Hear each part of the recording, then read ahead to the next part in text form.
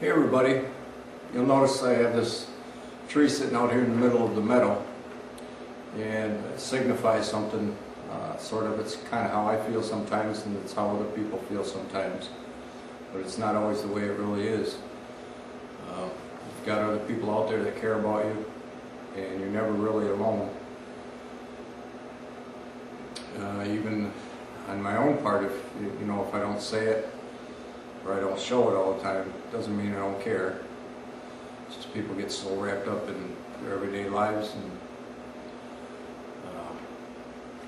they don't take time to show people that they're special to them.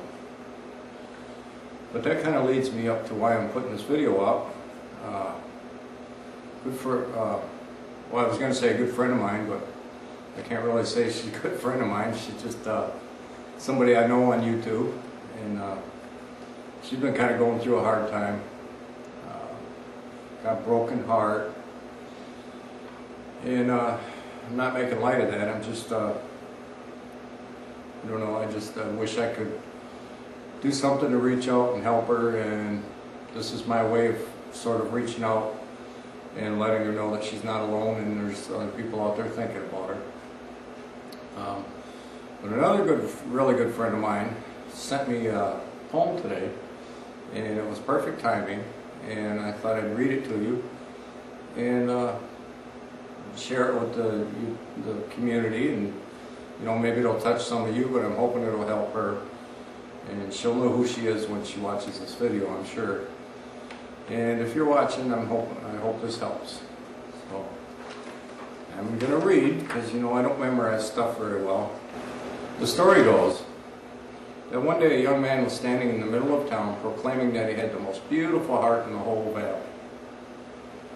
Well, a large crowd gathered, and as they admired his heart, for it was perfect, there was not a mark or flaw upon it. Yes, they all agreed, and it truly was the most beautiful heart they have ever seen. The young man was very proud and boasted even more boldly about his beautiful heart. Then suddenly an old man appeared in front of the crowd and said, "Why, your heart's not nearly as beautiful as mine." The crowd and the young man gathered round him and looked at the old man's heart, and it was beating strongly but full of scars.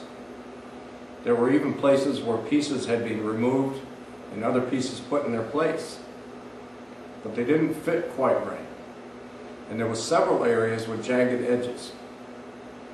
And in fact, in some places there were deep gouges where whole pieces of the man's heart were missing entirely. The people stared. How can the old man say his heart is more beautiful, they thought. The young man looked at the old man's heart and saw its state of disarray and laughed. "You must be joking," he said. "Compare your heart with mine.